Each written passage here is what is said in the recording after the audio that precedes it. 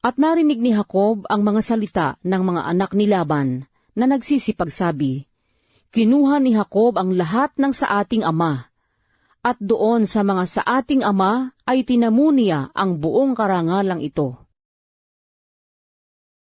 At minasdan ni Jacob ang mukha ni Laban, at narito't hindi sumasa kanyang gaya ng dati. At sinabi ng Panginoon kay Jacob, "Magbalik ka sa lupain ng iyong mga magulang, at sa iyong kamag-anakan, at ako'y sa iyo." At si Jacob ay nagsugo, at tinawag si Raquel at si Leah sa bukid, sa kaniyang kawan. At sinabi sa kanila, "Nakikita ko ang mukha ng inyong ama, na hindi sumasa akin na gaya ng dati. Datapwat ang Diyos ng aking ama ay sumaakin. At nalalaman ninyo na ang aking buong lakas ay ipinaglingkod ko sa inyong ama. At dinaya ako ng inyong ama, at binagong makasangpu ang aking kaupahan. Datapwat, hindi pinahintulutan siya ng Diyos na gawan ako ng masama." Kung kanyang sinabing ganito, "Ang mga may batik ang magiging kaupahan mo," kung magkagayoy, nanganganak ang lahat ng kawan ng mga may batik. At kung kanyang sinabing ganito, "Ang mga may guhit ang magiging kaupahan mo," kung magkagayoy, ang lahat ng kawan ay manganganak ng mga may guhit. Ganito inalis ng Diyos ang mga hayop ng inyong ama, at ibinigay sa akin. At nangyari, na sa panahong ang kawan ay naglilihi, ay itiningin ko ang aking mga mata, at nakita ko sa panaginip, at narito, ang mga kambing na lalaki na nakatakip sa kawan ay mga may guhit, may batik at may dungis. At sinabi sa akin ang anghel ng Diyos sa panaginip, "Jacob." At sinabi ko, "Narito ako." At kanyang sinabi, "Itingin mo ngayon ang iyong mga mata. Tingnan mo na ang lahat ng kambing na natatakip sa kawan ay may guhit, may batik at may dungis, sapagkat aking nakita ang lahat na ginagawa sa iyo ni Laban. Ako ang Diyos ng Betel, na doon mo pinahira ng langis ang batong pinakaalaala, at doon ka gumawa ng panata sa akin. Ngayoy tumindig ka, umalis ka sa lupaing ito, at bumalik ka sa lupaing pinanganakan sa iyo." At nagsisagot si Raquel at si Leah, at sa kanya'y sinabi, "Mayroon pa ba kaming natitirang bahagi o mana sa bahay ng aming ama? Hindi ba inaari niya kaming taga-ibang bayan? Sapagkat ipinagbili niya kami, at kanyang lubos ng kinain ang aming halaga? Sapagkat ang buong kayamanang inalis ng Diyos sa aming ama ay amin yaon, at sa aming mga anak. Ngayon nga, gawin mo ang lahat ng sinabi sa iyo ng Diyos." Nang magkagayoy, tumindig si Jacob, at pinasakay sa mga kamelyo ang kanyang mga anak, at ang kanyang mga asawa. At dinala ang kanyang lahat na hayop, at ang kanyang buong pag-aaring tinipon, ang hayop na kanyang napakinabang, na kanyang tinipon sa Padan-aram, upang pumaroon kay Isaac na kanyang ama, sa lupain ng Kanaan. Si Laban nga ay yumaon upang gupitan ang kanyang mga tupa, at ninakaw ni Raquel ang mga larawang tinatangkilik ng kanyang ama. At tumanan si Jacob na di nalalaman ni Laban na taga-Syria, sa di niya pagbibigay alam na siya'y tumakas. Ganito tumakas si Jacob, 10 ng buong kanya, at bumangon at tumawid sa ilog Euphrates, at siya'y tumungo sa bundok ng Gilead. At binalitaan si Laban sa 3 araw na tumakas si Jacob. At ipinagsama niya ang kanyang mga kapatid, at hinabol niyang 7 araw, at kanyang inabutan sa bundok ng Gilead. At naparoon ang Diyos kay Laban na taga-Syria sa panaginip sa gabi.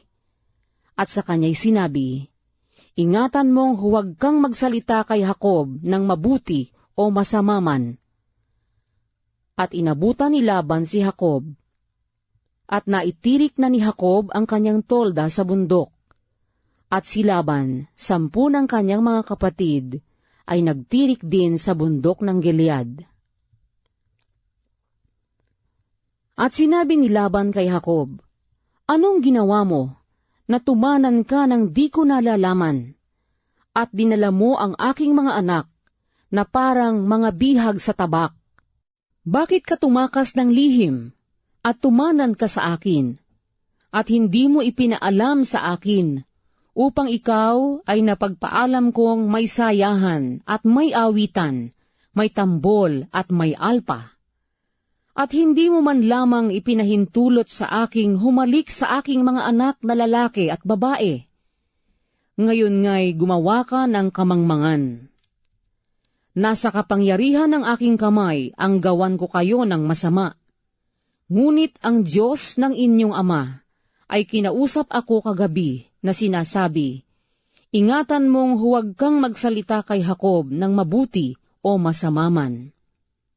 At ngayon, bagaman iyong inibig yumaon, sapagkat pinagmimithian mong datnin ang bahay ng iyong ama, ay bakit mo ninakaw ang aking mga Diyos? At sumagot si Jacob at sinabi kay Laban, sapagkat ako'y natatakot, sapagkat sinabi kong baka mo alising sa pilitan sa akin ang iyong mga anak. Kaya kung kanino mo masumpungan ang iyong mga Diyos, ay huwag mabuhay.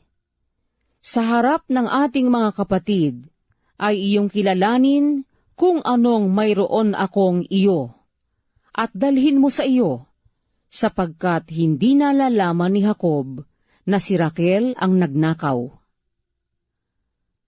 At pumasok si Laban sa tolda ni Jacob, at sa tolda ni Leah, at sa tolda ng 2 alilang babae.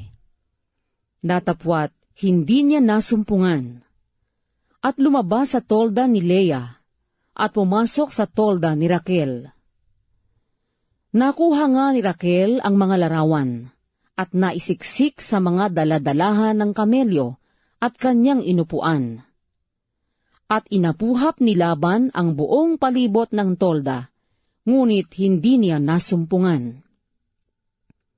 At sinabi niya sa kanyang ama, huwag magalit ang aking Panginoon na ako'y hindi makatindig sa harap mo, sapagkat ako'y mayroon ng kaugalian ng mga babae. At kanyang hinanap, datapwat hindi masumpungan ang mga larawan. At nag-init si Jacob at nakipagtalo kay Laban. At sumagot si Jacob at sinabi kay Laban, ano ang aking sinalangsang at ang aking kasalanan, upang ako'y habulin mong may pag-iinit? Yamang inapuhap mo ang lahat ng aking kasangkapan. Anong nasumpungan mong kasangkapan ng iyong bahay? Ilagay mo rito sa harap ng aking mga kapatid at ng iyong mga kapatid, upang hatulan nila tayong dalawa. Ako'y natira sa iyo nitong 20 taon. Ang iyong mga babaeng tupa at ang iyong mga babaeng kambing ay hindi nawala ng kanilang mga anak, at ang mga tupang lalaki ng iyong kawan ay hindi ko kinain. Ang nilapa ng mga ganid ay hindi ko dinala sa iyo. Ako ang nagbata ng kawalan. Sa aking kamay mo hiningi, maging nanakaw sa araw o nanakaw sa gabi. Ganito nakaraan ako. Sa araw ay pinupugnaw ako ng init at ng lamig sa gabi, at ang pag-aantok ay tumatakas sa aking mga mata. Nitong 20 taon ay natira ako sa iyong bahay. Pinaglingkuran kitang 14 na taon dahil sa iyong 2 anak, at 6 na taon dahil sa iyong kawan. At binago mo ang aking kaupahan na makasampu. Kung hindi sumaakin ang Diyos ng aking ama, ang Diyos ni Abraham, at ang katakutan ni Isaac, ay walang pagsalang palalayasin mo ako ngayong walang dala. Nakita ng Diyos ang aking kapighatian, ang kapaguran ng aking mga kamay, at sinaway kanya kagabi. At sumagot si Laban at sinabi kay Jacob, ang mga anak na babaeng ito ay aking mga anak, at itong mga anak ay mga anak ko, at ang mga kawan ay mga kawan ko, at ang lahat ng iyong nakikita ay akin. At anong magagawa ko ngayon sa mga anak kong babae, o sa kanilang mga anak na ipinanganak nila? At ngayoy halika, gumawa tayo ng isang tipan, ako't ikaw na maging patotoo sa akin at sa iyo. At kumuha si Jacob ng isang bato, at itinindig na pinakaalaala. At sinabi ni Jacob sa kanyang mga kapatid, manguha kayo ng mga bato. At kumuha sila ng mga bato, at kanilang ginawang isang bunton. At sila'y nagkainan doon sa malapit sa bunton. At pinanganlan ni Laban na Hegar sa Haduta, datapwat pinanganlan ni Jacob na Galaad. At sinabi ni Laban, ang buntong ito ay saksi sa akin at sa iyo ngayon. Kaya't ang pangalan niya'y tinawag na Galaad at Mispa, sapagkat kanyang sinabi, bantayan ng Panginoon ako at ikaw pag nagkakahiwalay tayo. Kung pahirapan mo ang aking mga anak, o kung mag-asawa ka sa iba bukod sa aking mga anak, ay wala tayong ibang kasama. Tingnan mo, ang Diyos ay saksi sa akin at sa iyo. At sinabi ni Laban kay Jacob, narito, ang buntong ito at ang batong pinakaala-alang ito na aking inilagay sa gitna natin. Maging saksi ang buntong ito at saksi ang batong ito na hindi ko lalagpasan ang buntong ito sa dako mo, at hindi mo lalagpasan ang buntong ito at ang batong pinakaala-alang ito sa pagpapahamak sa amin. Ang Diyos ni Abraham at ang Diyos ni Nacor, ang Diyos ng ama nila, ay siyang humatol sa atin. At si Jacob ay sumumpa ng ayon sa katakutan ng kanyang amang si Isaac. At naghandog si Jacob ng hain sa bundok, at tinawag ang kanyang mga kapatid upang magsikain ng tinapay. At sila'y nagsikain ng tinapay, at sila'y nagparaan ng buong gabi sa bundok. At bumangong maaga sa kinaumagahan si Laban, at hinagkan ang kanyang mga anak na lalaki at babae, at pinagbabasbasan, at yumaon at umuwi si Laban.